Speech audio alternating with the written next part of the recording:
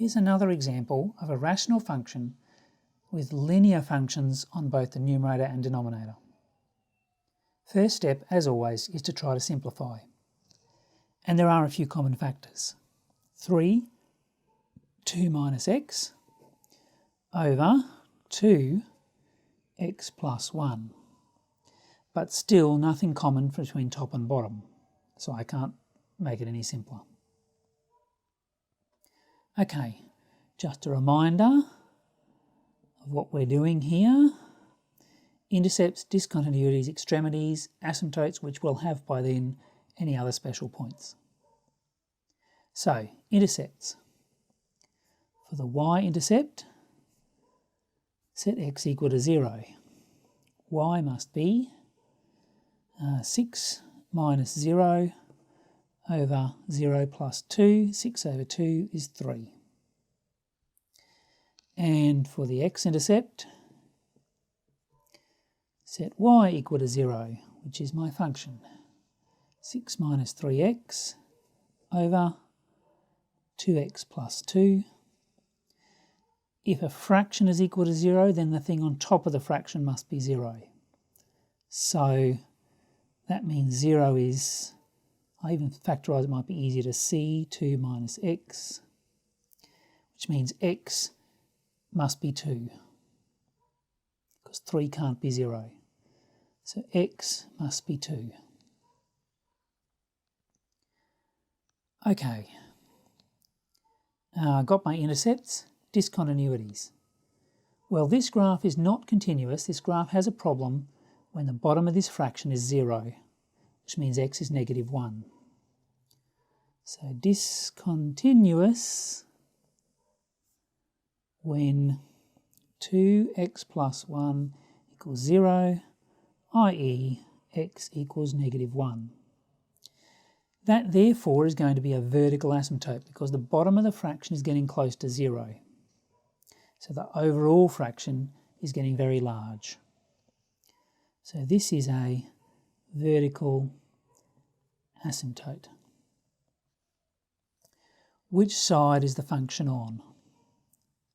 Now it occurred to me that when I did it last time, I might have confused some of you about the way I decided where the function went. So I'm going to try and be a bit more clear this time. Go back to the function. We're looking at x equals negative 1. Try substituting in a value that's a little bit to the left of negative 1, which means it's, let's say, negative 1.1. So on top of the fraction, 2 minus negative 1.1. Well, that's 2 plus 1.1. It's definitely positive. 1 plus negative 1.1. Well, that's 1 minus 1.1. This is slightly below 0, so the bottom of my fraction is negative. So I've got a positive over a negative, and the function is negative. Down here. Sorry, I drew that off the screen. On the other side, x is a little bit above negative 1. Let's put in 0.9. 2 minus negative 0.9. That's 2 plus 0.9. It's positive on top still. The bottom, however, is going to be 1 plus negative 0.9. 1 minus 0.9. This is now slightly positive. So the bottom is positive and the top is positive. So my fraction is now positive, putting it up here. Okay, it's a function with linear on top and linear on the bottom. There's going to be a horizontal asymptote that it won't cross. Let's work out where that is. Extremities.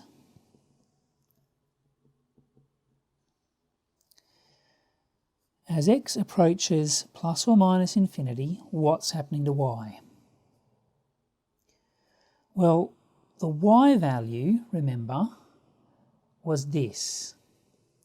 I'm actually going to rewrite this with the x terms at the front. It's going to be negative 3x plus 6. Y is negative 3x plus 6 over the same thing on the bottom, 2x plus 2. Why did I do that? Because again, same trick.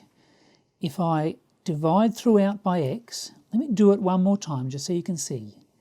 If I divide throughout by x, I've got minus 3 plus 6 on x over 2 plus 2 on x. Now, by the way, I wouldn't be allowed to do this if x was 0. But that's okay because I'm nowhere near 0. I'm as far as I can possibly get from 0. I'm getting very, very large numbers to see what happens. So this is okay. X won't be 0. But if x gets very large, this becomes close to 0 and this becomes close to 0. So I'm left with negative 3 on 2. And that is my horizontal asymptote.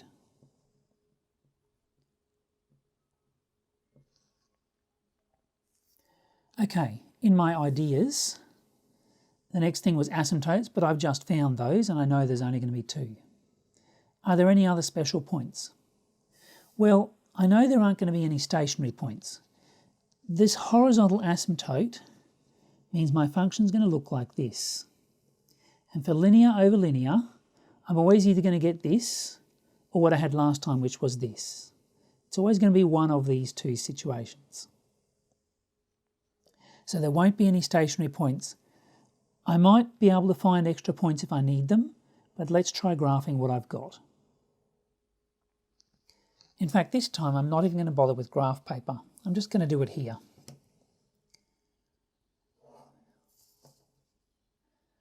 I know, that's a bit rash, isn't it? So,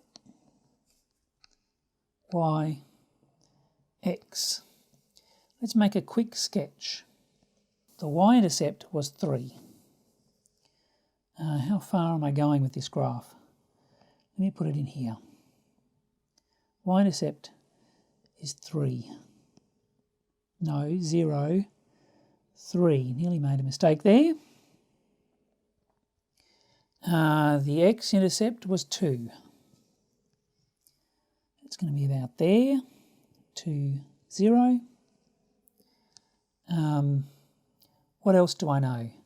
I've got some asymptotes. I'm going to try going back to green. Vertical asymptote at x is negative 1.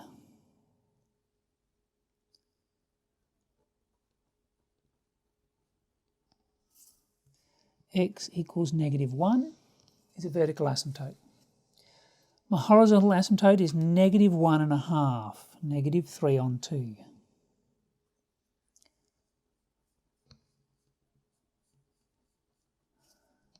Y equals negative 3 on 2.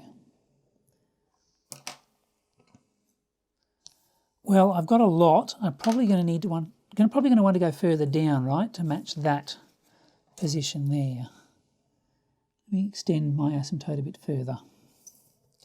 Push it as far as I can go. So the shape of my graph was here, and here, and here, and here, and then join them up like this, and then try to match the same shape here. Again, I haven't got it exact, but it really will do for this, for the sake of this kind of sketch. If I really wanted to, I could find a couple more points here and mark them more precisely. And this function is y equals 6 minus 3x over 2x plus 2.